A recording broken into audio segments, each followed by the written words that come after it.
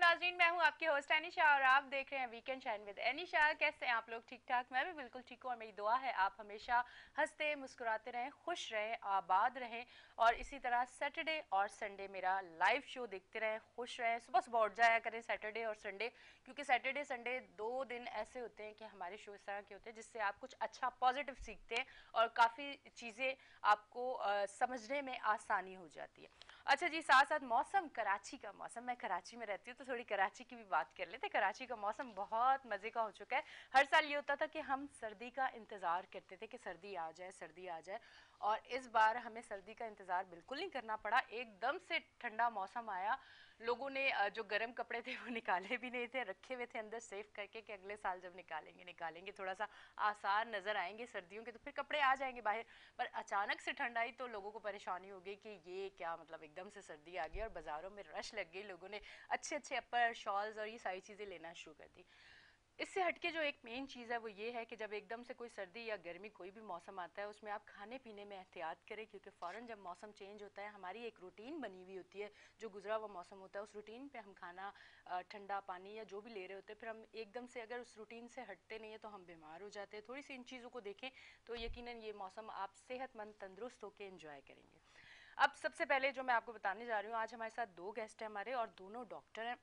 आज मुझे तो बहुत सारी चीज़ें सीखने को मिलेंगी, बहुत सारी चीज़ें, बहुत सारे सवाल मैं इनसे करूँगी जो मेरे जहन में काफ़ी दिनों से हैं। और आज मैं खुश हूँ क्योंकि कुछ मेरे वो चीज़ें जो मैं पूछना चाहती थी अक्सर, आज मेरे साथ वो डॉक्टर मौजूद हैं जो मुझे अच्छी तरह से गाइड करेंगे। और यकीनन ये मसले आपके भी हो सकते हैं, क्योंकि लड़कियों को बालों के भी बड़े मसले होते हैं, स्किन के भी मसले होते हैं, जोड़ों के दर्द के भी मसले होते हैं, कमर का भी मसला होता है और भी काफ़ी सारी चीज़ें जो कि मैं अब इनसे बात करके, इनसे सवाल करके इनसे पूछूंगी और मैं वो सवाल करूंगी जो सवाल आप समझते हैं कि ये होने चाहिए। क्योंकि इस सीट पे बैठ के मैं अपने तौर पे सवाल नहीं करती, मेरी कोशिश होती है जो आप घर में बैठे हुए हैं आप लोगों के सवाल है मैं वो सवाल डॉक्टर साहब से करती हूँ। तो मेरे साथ सबसे पहले जो डॉक्टर मौजूद हैं उनका नाम है सुहेल फारूक मगू। उनको मैं वेलकम करती हूँ अपने शो पे। अस्सलाम वालेकुम। शुक्रिया जी, वालेकुम कैसे हैं अस्सलाम। आप? अल्लाह का शुक्र है, मेरी खुशी हुई आपके शो में आके। Thank you, thank you. अच्छा जी, हमारे साथ हमारी दूसरी जो डॉक्टर मौजूद हैं उनका नाम है मिसेस पेट्रिशा कलीम। उनको भी मैं वेलकम कहती हूँ। अस्सलाम वालेकुम। वालेकुम अस्सलाम। कैसी हैं आप? शुक्र है थोड़ा खुदा सा का। मुश्किल लगा मुझे नाम, मैंने ठीक ले लिया। हाँ, क्योंकि मैं डाइटिशियन और फैमिली काउंसलिंग करती हूँ ठीक है, पेशेंट्स की, पेशेंट्स तो की, I am not okay. A doctor, I am ठीक है, न्यूट्रिशनिस्ट ठीक एंड है, family okay counselling. Okay okay, ठीक है जी, थैंक यू थैंक यू। क्योंकि यहाँ पे कुछ लिखा हुआ डॉक्टर और ऊपर नीचे दोनों नाम थे तो मैंने कहा डॉक्टर, दोनों डॉक्टर ही हैं। अच्छा जी डॉक्टर साहब, पहले तो मैं आपकी तरफ आऊँगी। सबसे पहले जो मैं सवाल करूँगी और उसके बाद फिर एक ही उस चीज़ को हम लेके उसके सवाल नहीं करेंगे, कोशिश होगा कि मिक्स सवाल करें ताकि जिनका जो मसला है उस तक हम पहुँच जाएँ। डॉक्टर साहब, अक्सर लोग मैंने देखा है पीआरपी की तरफ बहुत जाते हैं बालों की वजह से कि बाल यहाँ से कम हो रहे हैं, ग्रोथ नहीं हो रही और पीआरपी करवानी चाहिए। मुझे ये बताएं ये पीआरपी होती क्या है और किस चीज़ के लिए होती है? इससे पहले कि मैं इसका सवाल का जवाब दूं, I will start from my own introduction. मैं 1982 में ग्रेजुएशन के बाद 1986 से पेन मैनेजमेंट में इन्वॉल्व हुआ। उस ज़माने में हमने painless deliveries, epidural delivery start की। 90 में हमने एजुकेट किया कराची आकर। 2008 में मैंने रीजेनरेटिव टेक्नोलॉजीज़ पे काम किया। रीजेनरेटिव टेक्नोलॉजी में ये पीआरपी यूज़ होती है, स्टेम सेल यूज़ होता है, डेक्सट्रोज यूज़ होता है लिगामेंट्स एंड टेंडन्स की रिपेयर के लिए। तो पीआरपी जिस पर आप बात कर रही हैं, तो ये अभी आकर पॉपुलर हुआ है। 2008 में जब मैंने इसको इंट्रोड्यूस कराने की कोशिश की तो हर एक के लिए बड़ा अजीब था कि ये क्या बात है, ब्लड से एक सेल पैदा कर रहे हैं, उस सेल से एक ग्रोथ फैक्टर निकाल रहे हैं, उसको यूज़ कर रहे हैं, ये कैसे काम करेगा। तो समझाना कंसेप्ट मुश्किल था उस टाइम। कंसेप्ट क्लियर नहीं था। हाँ। तो पीआरपी बेसिकली हमें जब भी कुछ चोट लगती है या डैमेज होता है बॉडी, तो ब्लड से प्लेटलेट्स आते हैं, उसको एक तो ब्लीडिंग को रोक देते हैं और वहाँ वो डिसरप्ट होते हैं और उसके अंदर 14 या 12 किस्म के ग्रोथ फैक्टर्स निकलते हैं। ठीक है। वो ग्रोथ फैक्टर्स नया टिश्यू बनाने के लिए लोकलाइज उधर जो पड़े हुए स्टेम सेल हैं उनको एक्टिव करते हैं और नया टिश्यू बनता है। पेशेंट को बगैर किसी डॉक्टर के पास खुद ही आराम आ जाता है ठीक जब भी चोट लगती है। ठीक है। हम जब डॉक्टर के पास जाते हैं तो हम क्या करते हैं, एंटी इन्फ्लेमेटरी ड्रग्स उससे ले आते हैं, पेन किलर, जिनका कोई रोल नहीं होता उस जख्म को या उसकी इंजरी को ठीक करने ठीक में, करने में। कोई रोल नहीं होता, स्वाय इसके कि जब तक नेचर उसको खुद ठीक करती है उतने दिनों में आप पेन आपको कम महसूस हो। ठीक। तो ये जो ग्रोथ फैक्टर्स हैं, जब साइंसदानों ने इसका ये रोल देखा तो फिर उन्होंने मैकेनिज्म ऑफ रिपेयर को देखते हुए फिर और जगह पर इस्तेमाल करना शुरू किया, like ovaries, uterus, eyes, dry eyes में। फिर इसको स्किन की रिजुविनेशन के लिए, बालों की रीग्रोथ के लिए, टेंडन एंड लिगामेंट्स की रीग्रोथ के लिए। और ये फिर सारी स्पेशलिटी जो है डेंटिस्ट्री से लेकर हर जगह पर बिल्ट हो गई। तो रीजेनरेटिव टेक्नोलॉजी आज एक फुल फ्लैज जो एक पूरी फॉर्मेशन में आ चुकी है और इसका बहुत बड़ा इस्तेमाल है। तो पीआरपी जो है आपने स्टार्ट किया था कि स्किन से, तो ज़ाहिर है आप गर्ल आपके जहन में ये होगा कि लड़कियों को ज़्यादा ख्वाहिश होती है, बल्कि औरतों को भी यही होती है, उनकी स्किन। को भी होती है। यस, आई हैव खूबसूरत, अच्छी स्किन, अच्छे बाल, दोनों का बिल्कुल हक है। बिल्कुल बिल्कुल, ये अल्लाह ताला का हुक्म भी है कि अपने आप को बना संवार कर रखें। और स्किन में अगर कोई नुकसानदेह चीज़ है, कोई चीज़ अच्छी आपको अगली लग रही है, उसको अगर ठीक हो सकती है तो वो करें। तो इसके लिए हम प्लेटलेट रिच प्लाज्मा, जिसको पीआरपी भी उर्फ आम में कहा जाता है, उसके ग्रोथ फैक्टर निकाल कर स्किन की जो ऊपर वाली लेयर है, मिडल लेयर है, लोअर लेयर है, किस लेयर में इंजेक्ट करना है, ये डॉक्टर नोज इट के वेयर टू इंजेक्ट इट। वो पूरी फेस को उसके अंदर लगाया जाता है। फिर 15 दिन तक उसमें नया टिश्यू बनता है, नया टिश्यू उसको शाइन देता है, डेड स्किन जो ख़राब हुई है वो निकाल देता है। इस तरीके से ऐसा ऐसा 3 से 4 सेशन में जितनी उसकी पेशेंट की रिक्वायरमेंट है, जितना ज़्यादा डैमेज है, उस हवाले से वो फिर रिकवरी हो जाती है। तो ये नेचुरली स्किन को ग्रो करने के लिए। बाज़ लोगों की पेपर स्किन हो जाती है, थिन, नीचे से कोलेजन उड़ जाती है, तो उसमें रिंकल्स बन जाते हैं। तो ये सारी चीज़ों को आप पीआरपी से बेहतर कर सकते हैं। सिमिलरली बालों का जगह जगह छोड़ना टेंशन एंग्जाइटी में होता है, ये है कि ब्लड सप्लाई वहाँ से स्क्वीज़ कर जाती है। ठीक है, मसल अकड़ते हैं टेंशन में, उससे ब्लड सप्लाई जो उधर जा रही है, वेसल जो बंद हो गई हैं, उसको हेयर फॉलिकल जो हैं, जड़ें उनकी, उनको ब्लड नहीं जा रहा, वो पेशेंट के बाल झड़ना शुरू हो जाते हैं। वो कहते हैं जी मैंने कंघी की है, 50-50 बालों का गुच्छा हाथ में आ जाता। उसके लिए आपको एंग्जाइटी और उसको रिलीव करने के अलावा उसके अंदर अगर हम ग्रोथ फैक्टर्स पीआरपी के लगा दें तो इसकी रिपीट करना पड़ता है जब तक, उस वक्त तक जब तक कि मुकम्मल उसकी रिपेयर ना हो। 15 दिन का वक्फा देते हैं आमतौर पर हम, तो वो हम उसको रिपीट करते हुए बालों को रीग्रो करा सकते हैं। तो ये एक बहुत बड़ी स्पेशलिटी है। इनफैक्ट टेंडन और लिगामेंट्स की इंजरीज, इसके आगे मैं चलता हूँ लेकर के, ये नी जॉइंट है, आपने अभी फरमाया कि नी जॉइंट के प्रॉब्लम बहुत हो रहे हैं। नी जॉइंट है क्या? जॉइंट उसका कहते हैं जो दो बोन्स को मिलाता है। ठीक है, और इसका काम है मूवमेंट। ये यहाँ तक ले गया। अब अगर किसी भी मरीज का ये मूवमेंट पूरी यहाँ से यहाँ तक है, लेकिन उसको दर्द है, तो टेंडन और लिगामेंट्स की दर्द है। अच्छा। उसके लिए डॉक्टर कहता है जी इसके जॉइंट रिप्लेस कर लें। ये एक बड़ी पुअर मैनेजमेंट है कि दर्द के लिए उसका जोड़ यहाँ से काटेंगे, यहाँ से काटेंगे, उसका लोहे का रख देंगे अंदर। ये बड़ी एबनॉर्मल बात है जी। क्योंकि जॉइंट का फंक्शन तो है मूवमेंट, और जब आर्टिफिशियल जॉइंट आप लगाते हैं तो उसकी मूवमेंट यहाँ तक आती है, यहाँ तो नेचुरल आपकी ऑलरेडी हो रही है, तो आप क्यों जॉइंट रिप्लेस करते हैं जी। ठीक है, इस तरीके से इस पर अवेयरनेस बड़ी ज़रूरी है कि आपको क्या सिर्फ पेन की इंडिकेशन में जॉइंट ही बदल देंगे। ठीक है, दिस इज़ रॉन्ग। इसी तरीके से जो मेरा जो मेन एम है कि मैं लोगों में ये अवेयरनेस पैदा करूं कि आपको सर्जन के हाथे कब चढ़ना और कब नहीं चढ़ना। ठीक है, मसलन बैक एक है, शियाटिका है। शियाटिका टांग में जाने वाले दर्द को कहते हैं। This is a symptom, this is not a diagnosis. टांग में हर जाने वाला दर्द को शियाटिका कहते हैं। अब ट्रू शियाटिका वो होता है जिसके अंदर डिस्क जो है उसकी वो बल्ज करके उस नर्व को उसमें केमिकल्स रिलीज करके उसको इरिटेट कर रही है। ठीक। और ये शियाटिका होता है बैठने में और खड़ा होने में, चलने में और लेटने में ठीक हो जाता है। यहाँ पर जो 90% से ज्यादा है वो शियाटिका नहीं होता, वो सूडो शियाटिका होता है। अच्छा।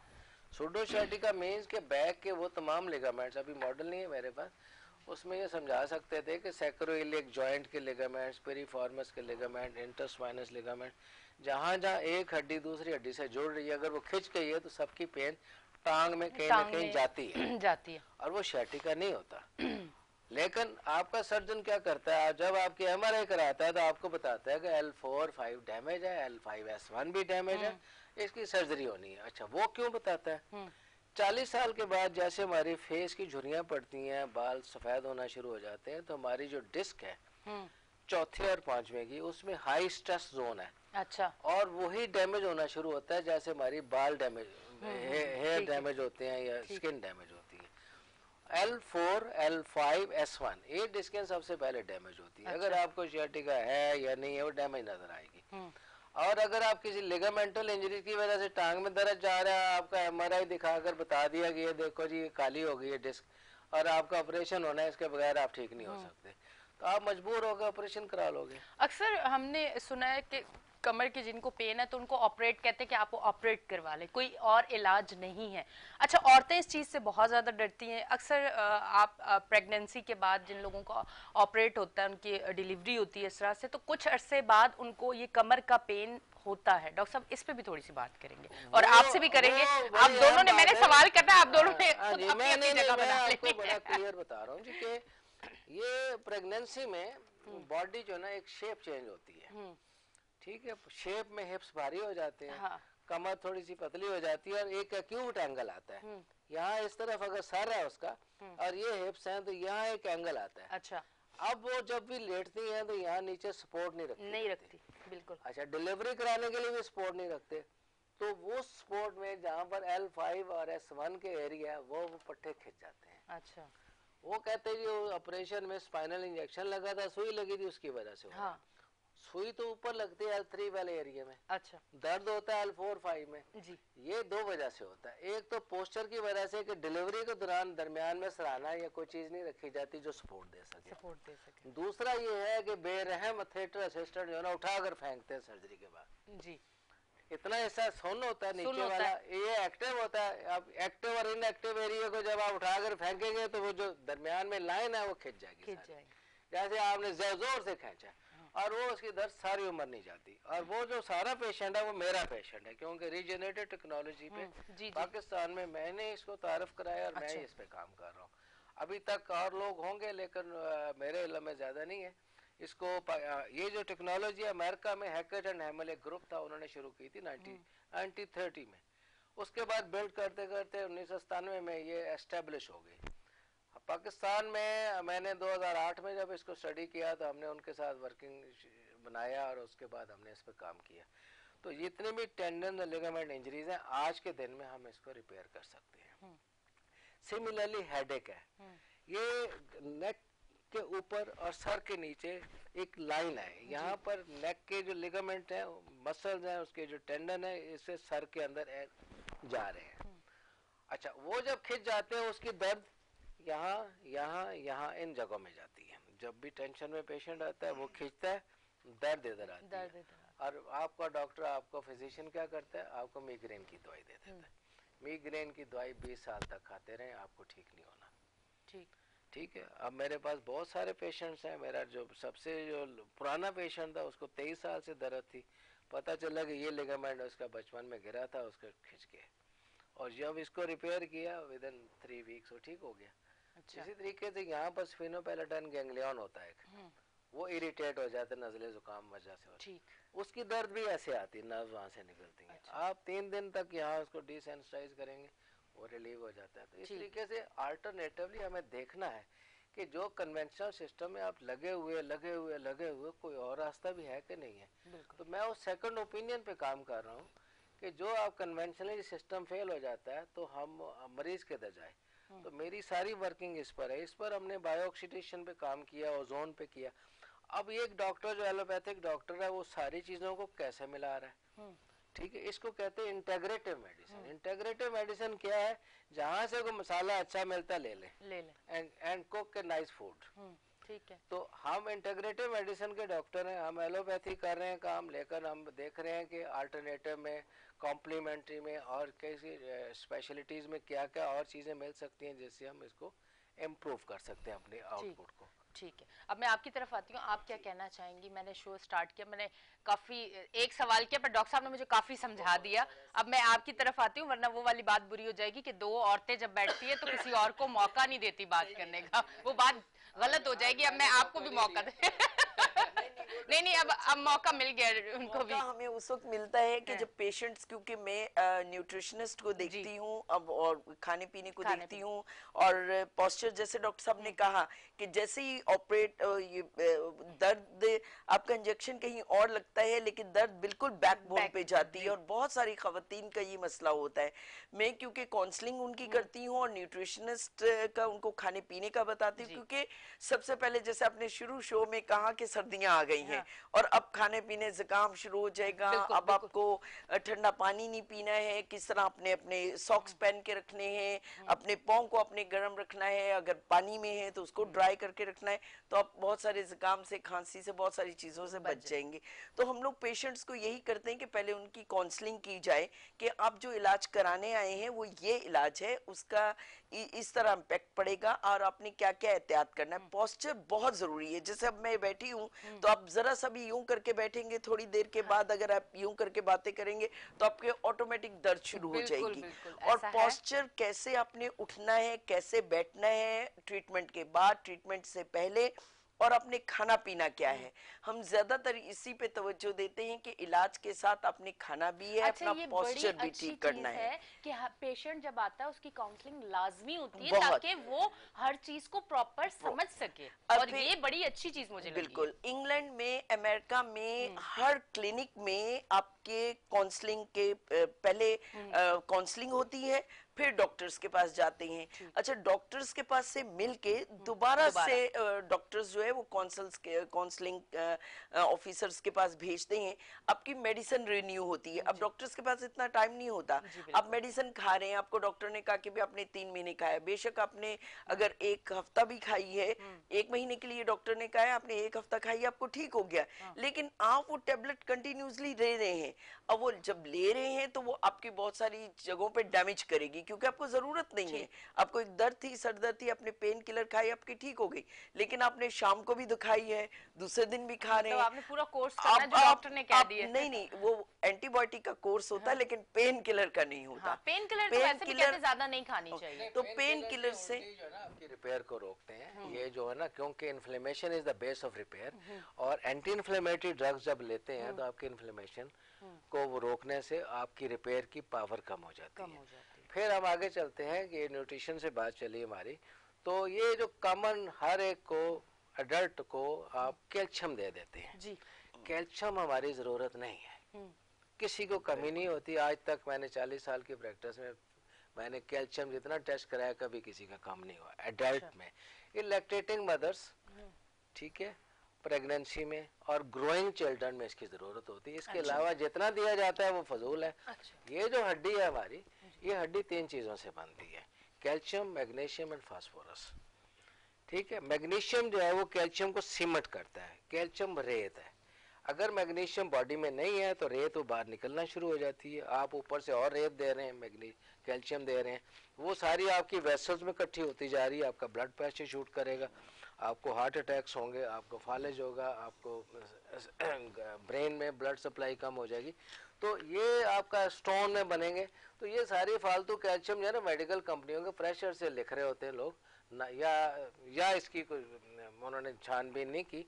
अदरवाइज कैल्शियम और मैग्नीशियम का एक आयनिक बैलेंस होता है, उस बैलेंस को जब ये टूटेगा, यहाँ मैग्नीशियम नहीं होगी, कैल्शियम इसको बाहर फेंक देगी। अच्छा, बाहर ऑलरेडी आ रहा है, ऊपर से आपने डॉक्टर कैल्शियम दे रहा है, कैल्शियम की कमी से हड्डी में दर्द हो रही है। This is a fake concept. अच्छा, दिस इज ऑल रॉन्ग, क्योंकि हर वक्त हम यही बात अक्सर सुनते हैं, कैल्शियम की कमी होगी। कोई कमी नहीं होती है आपके पास, तो कैल्शियम फालतू पड़ी है। आपकी वेसल्स को अभी देख ले, उसमें एथेरोस्क्लेरोसिस में सारी वेन्स भरी होंगी आपकी, ठीक है। तो ये सारी चीजें जो है ना, ये अवेयरनेस की चीजें मैं शुरू स्टार्ट में भूल गया कि मैं बैठता काम करूं, ये बताया नहीं मैंने। Australian stem cell clinic Clifton 2 में हमारा ये 10 से 20 से लेकर 28 तक क्लिनिक होता है। इस्लामाबाद में कैपिटल डायग्नोस्टिक सेंटर G8 मरकज में मैं 10 से 16 तक होता हूँ, और ये कम से 6 जनूबी पंजाब के लिए मुल्तान में एक सेंटर है। तो इस तरीके से मैं जो है ना मुख्तलिफ एरियाज में काम कर रहा हूँ। तो ये इसके रीजनरेटिव टेक्नोलॉजी में कंसेप्ट चेंज है। इसके अलावा ओजोन थेरेपी में हम काम कर रहे हैं। ओजोन ठीक है डॉक्टर साहब, अब छोटा सा एक ब्रेक का टाइम हो गया है, ब्रेक लेते हैं और फिर वापस आके डिटेल में हम आपसे बात करेंगे। बहुत सारे सवाल हैं अभी, बहुत सारे सवाल हैं, और यकीन करें मैं एक सवाल करके फिर बहुत गौर से डॉक्टर साहब को सुनती हूँ कि वजह क्या है। वजह ये है कि आज बहुत सारी चीज़ें पता चलेंगी। मैं बहुत सारा बोल के मैं नहीं चाहती कि कुछ लोग बहुत सारी चीज़ों से महरूम हो जाए, इसलिए सवाल करने के बाद मैं डॉक्टर साहब को बहुत गौर से सुनती हूँ और आप भी सुने, काफ़ी चीज़ें आज आपको क्लियर होंगी। डॉक्टर साहब के नंबर टीवी स्क्रीन पे आ रहे हैं, एड्रेस डॉक्टर साहब ने भी बता दिया है, स्क्रीन पे भी आपके आ रहा है। आप डॉक्टर साहब से मिलना चाहें, आप जाके वहाँ क्लिनिक पे अच्छी तरह अपना जो भी मसला है वो डिस्कस करके प्रॉपर इलाज करवा सकते हैं। लेते हैं एक छोटी सी ब्रेक, मिलते हैं ब्रेक के बाद।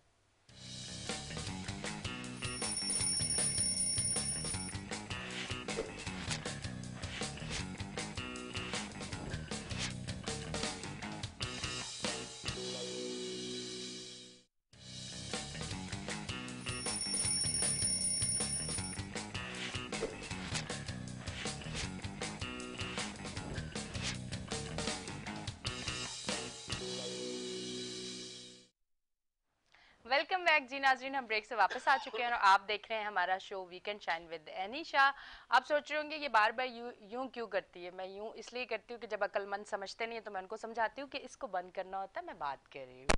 ठीक है जी, मैं आपकी तरफ अब आती हूँ। आपकी बात वहीं रुक गई। आप मुझे बताएं, डॉक्टर साहब के पास पहुँचने से पहले आप काउंसलिंग करती हैं, उसके बाद डॉक्टर के पास से आने के बाद भी, और ये बहुत ज़रूरी चीज़ है कि डॉक्टर के पास इतना टाइम नहीं होता कि वो आपको बहुत सारी चीज़ें समझाएं, क्योंकि पेशेंट माशाल्लाह काफ़ी होते हैं।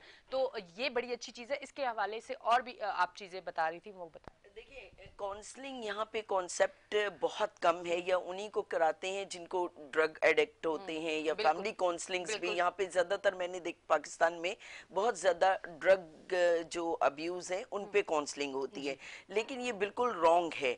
वहाँ पे आप यूरोप में अब इतनी टेक्नोलॉजी बढ़ गई है कि बच्चे को भी, छोटे बच्चे को भी काउंसलिंग चाहिए, बड़ों को भी काउंसलिंग चाहिए। आप टेंशन डिप्रेशन में हो गए हैं, कोई प्रेशर है आप पे, खासकर मरीजों का ये होता है, और जिनको जॉइंट पेन होती है कि पता नहीं मुझे अब क्या होगा, पता नहीं अब मेरा ऑपरेशन होगा, मुझसे चल सकेगा कि नहीं, मैं चल सकूंगी कि नहीं। बहुत सारे लोग हैं जो ऑपरेशन नहीं कराना चाहते, और कई लोग ऑपरेशन कराना चाहते हैं और लेकिन वो इस वजह से डरते हैं कि फिर हमारे साथ क्या बनेगा कि हम चल सकें।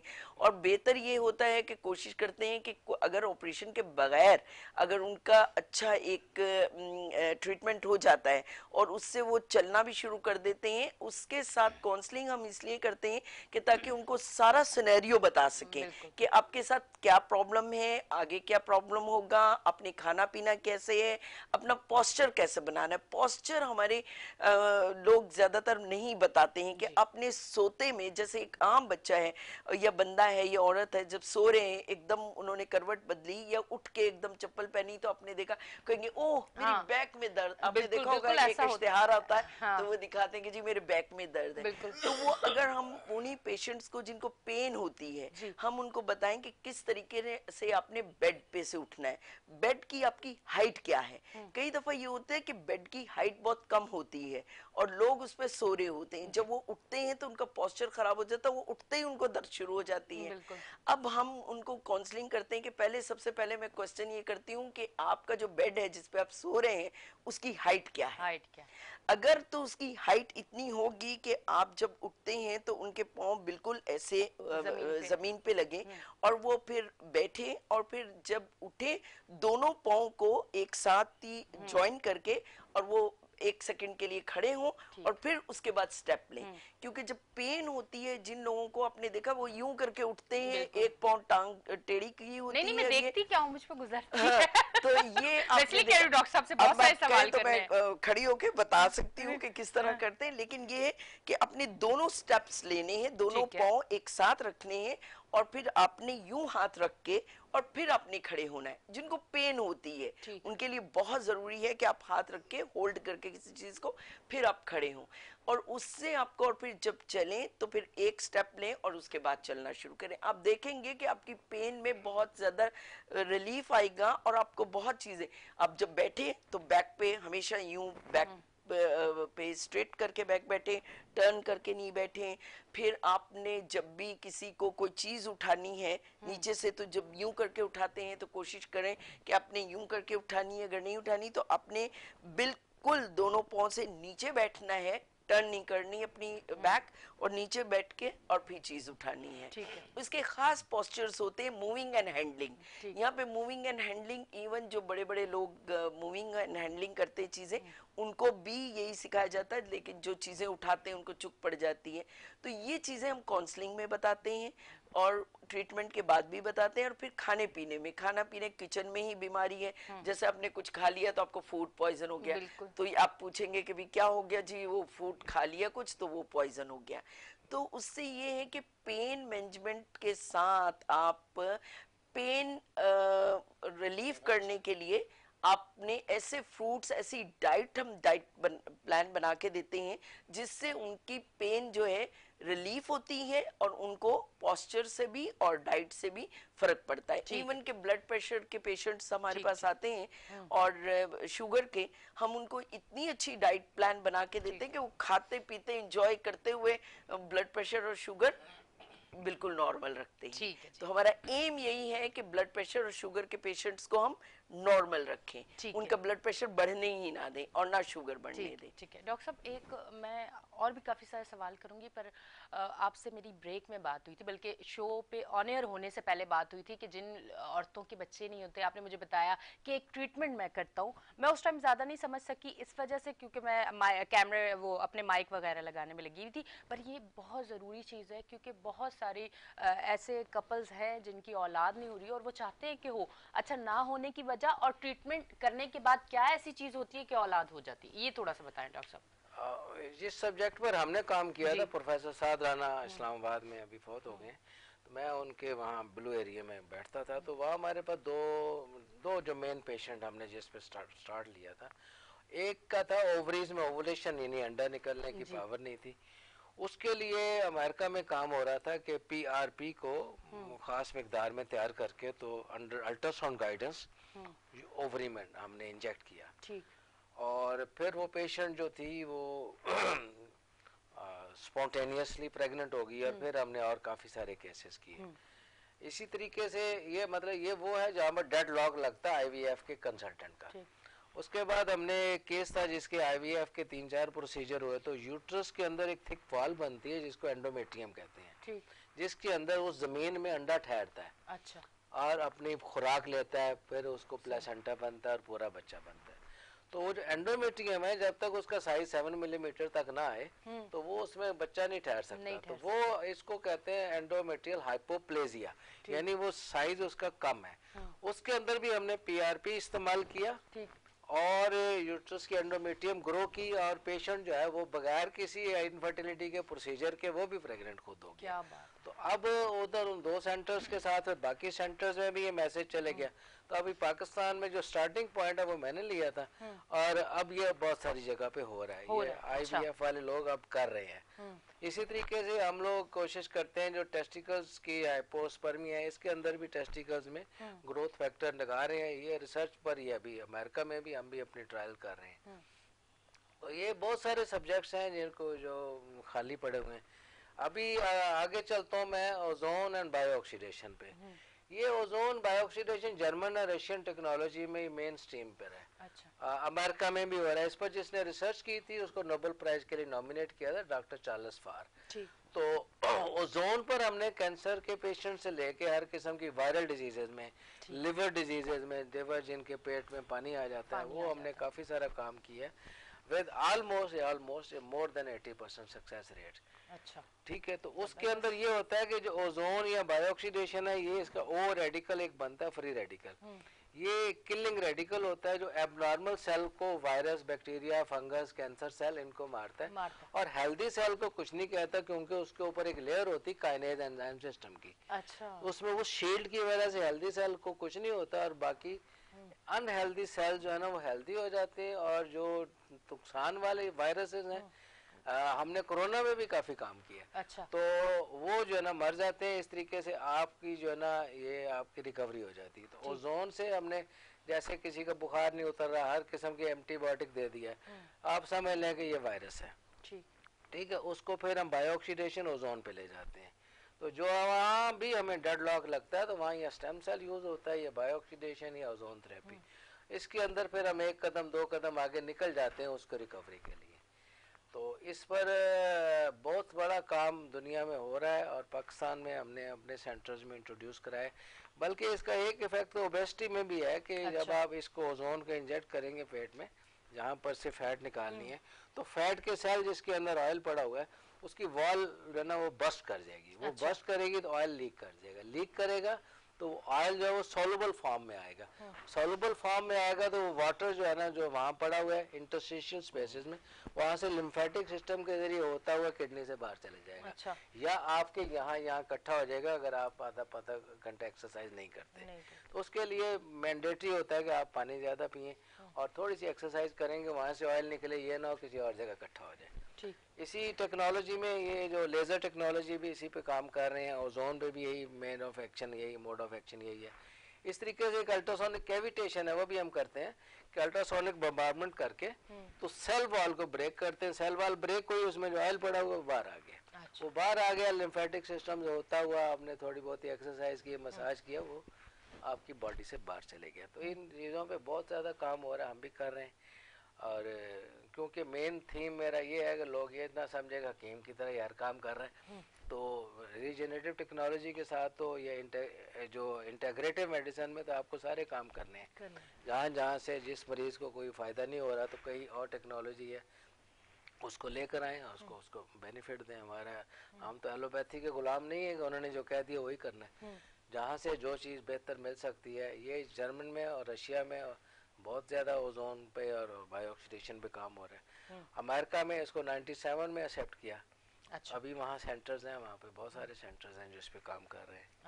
अच्छा डॉक्टर साहब, मुझे एक चीज़ पूछनी है। अक्सर मुझसे लोग ये पूछते हैं कि कमर में पेन है बहुत ज़्यादा और डॉक्टर के पास गए तो उन्होंने कहा अब सिर्फ हल ऑपरेट है, पर फिर बात ये भी है कि ऑपरेट करने के बाद हो सकता है कि इतने चांसेस भी हैं कि हम फिर वापस दोबारा उस पोजीशन में ना आ सकें, हो सकता है हम पैरालाइज हो जाए। इस तरह की काफ़ी सारी चीज़ें आसपास सुनने को मिलती है। आप इस पे क्या कहना चाहेंगे? हो सकता है कि ये सवाल अभी किसी और जो है ना जी, ये तो बिल्कुल ही गलत है, 98% गलत है कि आप उसका ऑपरेशन। कमर दर्द होते ही एक बोन को दूसरी बोन से मिलाने वाले लिगामेंट्स की खिंच जाने से होती है। उसको रिपेयर करना चाहिए। दूसरी बात है व्हाट इज दैट ऑपरेशन जिसकी हम बात कर रहे हैं, उसमें लेमिनेक्टमी होती है कि लेमिना अभी वो नहीं है, नहीं तो वो थोड़ा सा बोन काट देते हैं नीचे से जो ना वो ट्रिम कर देते हैं, नर्व को रास्ता मिल जाता है। और नर्व तो बिजली की तार है, शैटिक नर्व एक बिजली की तार है, वो कमर से निकलेगी तो ये तार नीचे तक जाएगी जहाँ तक पैर तक दर्द होगा। तो ये सोडोशैटिका की जो मैंने बात की थी वो लिगामेंट की पेन है, वो तो ये थाई में रुक जाएगी, यहाँ से यहाँ तक आ जाएगी, पैर के किसी एक हिस्से में होगी। तो वो लिगामेंटल पेन है जो डॉक्टर्स का अभी हमारे एमबीबीएस में भी इसको नहीं पढ़ाया गया था, इसलिए लोगों का कंसेप्ट ही नहीं है कि टेंडन लिगामेंट्स की पेन जो है वो बैक एक कर रही है और उसको रिपेयर करना ही जरूरी है। चाहे आप फिजियोथेरेपी से शुरू में करें, कायरोप्रैक्टर करें, लेकिन अगर इंजर्ड टिश्यू है तो वो उसको हील कराना पड़ेगा, जो कि प्रोलोथेरेपी से या रीजनरेटिव इंजेक्शन थेरेपी से ही होना है। और कोई रास्ता नहीं। हाँ, स्टीरॉयड हम लगाते रहे हैं, 2008 में मैंने बंद कर दिए थे कि फेसियल जॉइंट पे उधर लगा दिया सोजिश कम होगी, लेकिन टिश्यू वीक हो जाता है। तो अब मैं रीजनरेट करता हूँ। There is a difference between regeneration and tissue. Inflammation को रोक दें, उसको सूख जाता है अगर बार बार करेंगे तो उसकी वीक हो जाएगी क्या कमर।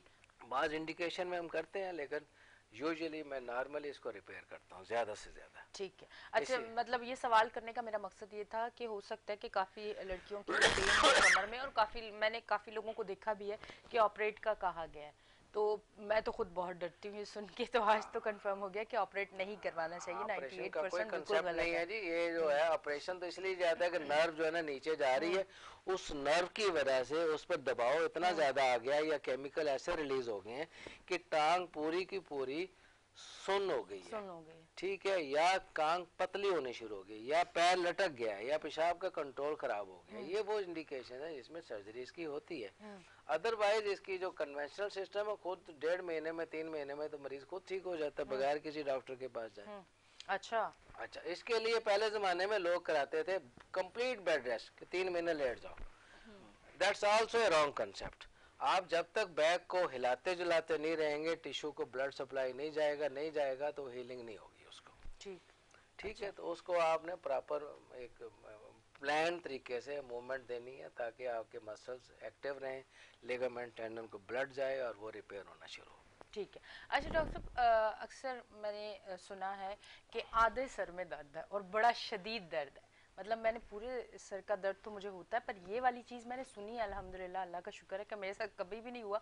इसकी क्या वजूहत है? एक तो आपने मुझे स्टार्ट में जो बताई है, इसकी भी वही वजह होती है जो मेनली देखें जी, हमने जो पेन सेंटर में हम डिफरेंशिएट करते हैं कि क्या इस गदूद से आ रही है इरिटेशन, इन लिगामेंट से आ रही है। बड़ा आसान है, यहाँ दबा के देख लें, उस वक्त ये भी दर्द कर रहा होता है। अच्छा, ठीक है, इसको रिपेयर कर देंगे, परमानेंट ठीक हो जाएंगे।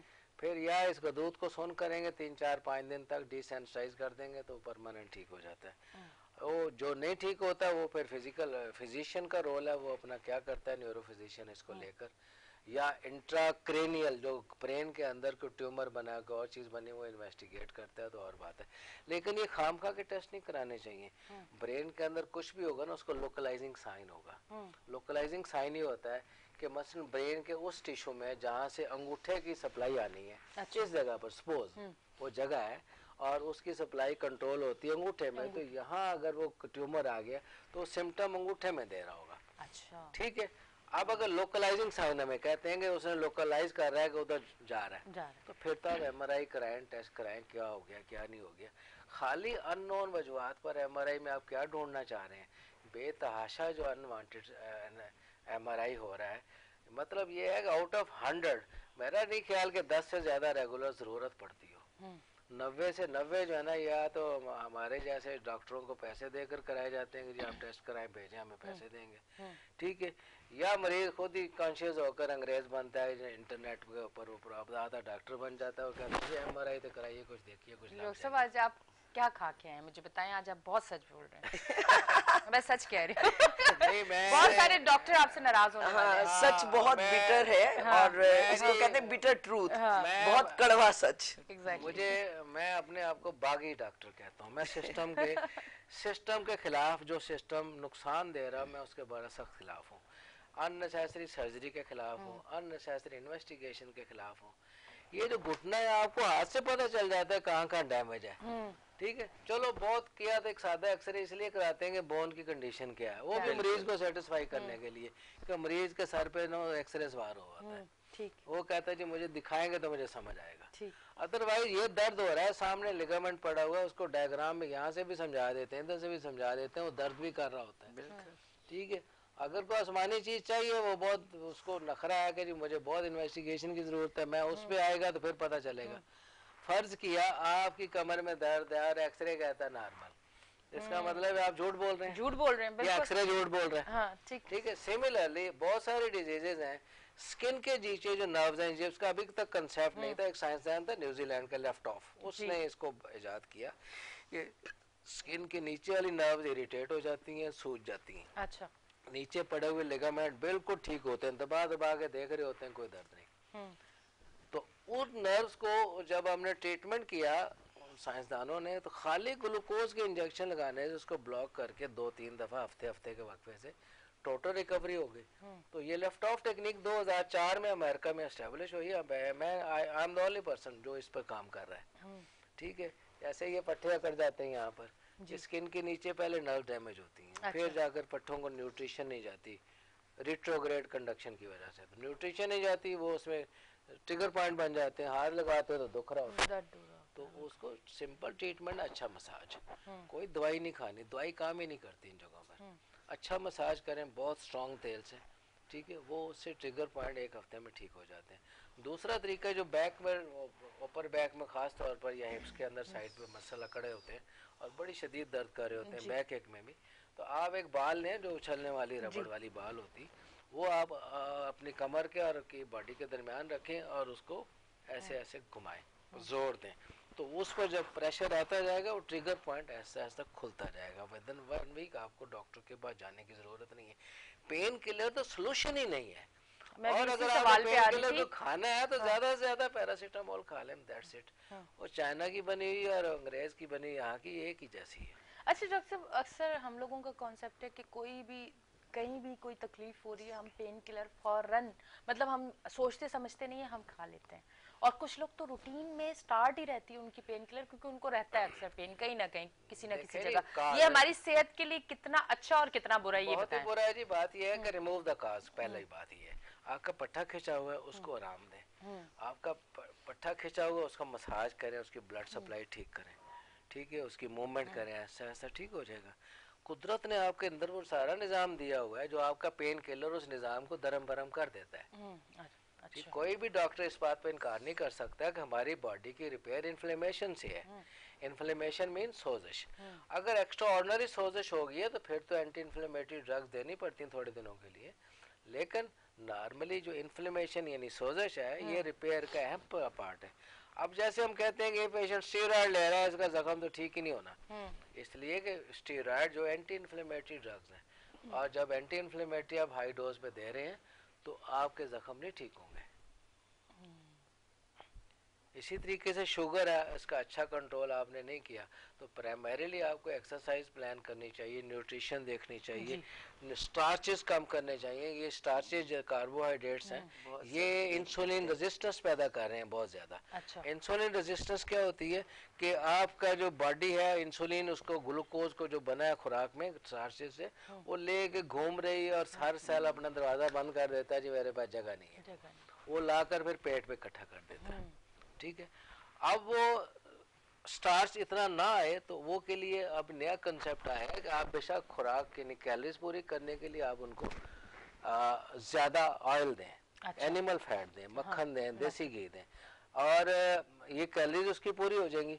और कार्बोहाइड्रेट्स जो है ना, जैसे स्टार्चेज हैं, चीनी है, चावल है, ये सारा इसको रिड्यूस कर दें। कुछ लोग कहते हैं कीटो डाइट में तो ये रिवर्स कर दें, यानी वो 60% अगर कार्बोहाइड्रेट था तो 60% आप कैलोरीज लें फैट से और 6-8% जो लें आप फैट की बजाय कार्बोहाइड्रेट से। तो इसके ऊपर कंसेप्ट बड़े डिफरेंट हो गए होंगे लाइफ में, तो इस पर बात करेंगे अगली दफ़ा भी। मुझे लगता है कि आज मैं कुछ ज़्यादा ही बोल गया। नहीं कोई बात नहीं, आप बोल सकते हैं। अच्छा मुझे बताएं, एक हेल्दी डाइट जो है, मतलब एक आम रूटीन में कैसा खाना खाना चाहिए, हम जैसे बिल्कुल सेहतमंद लोगों को किस तरह का खाना और किस क्वांटिटी में खाना चाहिए, क्योंकि हमें नहीं पता कि हमें कितना खाना चाहिए, क्योंकि हमें बहुत मज़े की अगर कोई चीज़ लगी तो हम बहुत सारा खा लेते हैं और फिर उसके बाद हमारा बैठना मुहाल हो जाता है। थोड़ा सा ये बताइए। पहले तो मैं डॉक्टर साहब की कंटिन्यू करूंगी, मैं बीच में नहीं बोलना चाह रही थी कि जैसे हम रोजे रखते हैं और आपने देखा होगा कि जैसे हम रोजे रखते हैं तो 1-2 दिन आपके सर में दर्द होता है और आपको बहुत ही अजीब फील होता है, सबसे पहले सर दर्द शुरू होता है। अच्छा, अब ये सर दर्द कई दफा सर दर्द जब होता है बहुत सारी खवातीन को, ये मर्द को, तो फौरन पेन किलर लेते हैं। मैं उनको कहती हूँ कि पेन किलर से पहले लेने से पहले 2 गिलास पानी पी लें। आप बहुत ज्यादा जिनके सर में दर्द है आप उनको कहें कि 2-3 गिलास पानी पिए, आप यकीन करेंगे कि पेन किलर लेने की जरूरत नहीं होगी। अगर उससे भी ठीक नहीं हो रहा आधे घंटे के अंदर अंदर तो फिर आप पेन किलर लें, लेकिन पानी, क्योंकि कई दफा हम पानी बहुत कम पीते हैं। मैं डाइट प्लान इसलिए बना के देती हूँ सुबह लोगों को पानी के। लोग कहते हैं कि भी हमसे तो 8 गिलास पिया ही नहीं जाता, मैं तो 3 लीटर भी पी लेती हूँ। मैंने अपना एक चार्ट बनाया हुआ है कि अर्ली इन द मॉर्निंग जब आपने उठना है तो नीम गर्म पानी में मैं जिंजर बॉईल करती हूँ, उसमें लेमन डाल के पी लेती हूँ। अच्छा, उसी फिर ग्लास में कप में दोबारा एक पानी को बॉईल किया या माइक्रोवेव में रख के वो पी लिया। अब 2 गिलास आपने पी लिए पानी फौरन। उसके बाद नाश्ता किया, नाश्ते के बाद आपने 2 गिलास पानी पिया। अब ये होता ये है कि कार्बोहाइड्रेट, आपको बड़ा सिंपल सी लॉजिक है कि आपको कार्बोहाइड्रेट किस तरह, शुगर पेशेंट्स को और ब्लड प्रेशर वालों को मैं 100% गारंटी दे सकती हूँ कि अगर हमारा डाइट प्लान खाएं पिए दबा के और डाइट प्लान हमारा यूज करें तो उनको गोलियां खाने की जरूरत नहीं होगी। अच्छा। शुगर के और खासकर ब्लड प्रेशर की। उसका ये है कि जैसे आप चटनी डेली हम खाते हैं, आप डेली चटनी बनती है, आपने लहसुन लाजमी उसमें आपने पुदीना धनिये में एक पूरा जौ का लहसुन आपने बना के रख लेना है और आपने शाम को वो शाम से पहले वो खत्म कर लें। आपको सुबह ब्लड प्रेशर भी नहीं होगा और आपकी शुगर भी लेवल पे रहेगा। अच्छा, उसका दूसरा ये कि 4 बजे के बाद आपने कोशिश करनी है कि कोई शुगरी चीज नहीं खाएं, कार्बोहाइड्रेट नहीं खाएं। ये ताफ्तान, ये अब रात को यहाँ होती हैं शादियां, तो रात के 11-11 बजे हमें कोई शादी में बुलाते हैं ताफ्तान खोलते हैं। वो ताफ्तान में अब देखें कितना कार्बोहाइड्रेट होता है। फिर उसके बाद आपने स्वीट खा ली, वो खा ली। वो बेस्ट तरीका ये है कि अगर आपका शुगर और हाई ब्लड प्रेशर है तो आप ये करें कि आपने दोपहर को आप रोटी खा लें, चावल खा लें, जो शाम को शादी जहाँ पे आप जा रहे हैं ना, दबा के कबाब खा लें, टिक्के खा लें, वो खा लें, साथ आप सैलेड ले लें, बाकी सारी चीजें जो है ना वो अवॉइड कर दें। अगर बहुत मीठे को दिल कर रहा तो एक आप खजूर खा लें एंड दैट्स ऑल। आप कार्बोहाइड्रेट से आपकी शुगर भी नॉर्मल रहेगी और आपका ब्लड प्रेशर भी नहीं होगा। ब्लड प्रेशर होता ही इसी वजह से कि आप सॉल्ट बहुत ज्यादा खा लिया। अब इसमें भी सॉल्ट, उसमें भी कोरमे में भी, बिरयानी में भी, उसमें भी तो आपका तो ब्लड प्रेशर होगा। मैं ब्लड प्रेशर के पेशेंट्स को यही कहती हूँ कि डेली का आपने एक चटनी बना के रखनी है धनिए पुदीने के साथ, उसमें आपने लहसुन का पूरा जौ बना के रख लें और वो आपने 4 बजे से पहले आपने खा लेनी है किसी भी खाने के साथ, और कार्बोहाइड्रेट शाम को 4 बजे के बाद ना खाएं। ठीक है जी, बहुत शुक्रिया डॉक्टर साहब। सेगमेंट का टाइम खत्म हो चुका है, पर बहुत सारे सवाल हैं, मैं आपकी क्लिनिक आके सवाल करूंगी काफी सारे, और आपसे भी करूंगी। ठीक है, बहुत शुक्रिया। और कोशिश मेरी यही थी कि वो आम से सवाल करूं जो घर में बैठे हुए औरतों को समझ भी आ जाए और उनके साथ वो प्रॉब्लम भी चल रहे हो, और बहुत अच्छी तरह आपने उसका जवाब भी दिया और बहुत अच्छा लगा। लोगों को सेंसिटाइज करें, यानी मसलन जिसका किसी को सर्जरी बताई गई है ना, वो एकदम आगे होके बैठेगा। ठीक है। अच्छा, जो ऐसी चीज जो सारे 3 साल से कैल्शियम खा रहा है वो फिर आगे होके बैठेगा, ये क्या कह रहा है, ये क्या तो ये जो सेंसिटाइज करना है ना, ये बड़ा जरूरी है। जब आप मीडिया पर आए, जो मेरे हवाले से, मतलब मैं अपनी बात जो करता हूँ तो उसके अंदर वो जहाँ पर कंट्राडिक्शन है लोगों का, उनको नई सोच देनी चाहता हूँ, तो वो इस हवाले से मैं बात करता हूँ। ठीक है जी, बहुत शुक्रिया, thank you very much. Thank you जी। नाजरीन, अब हम लेते हैं एक छोटी सी ब्रेक, मिलेंगे ब्रेक के बाद। 11 बजे तक मैं आपके साथ लाइव हूँ।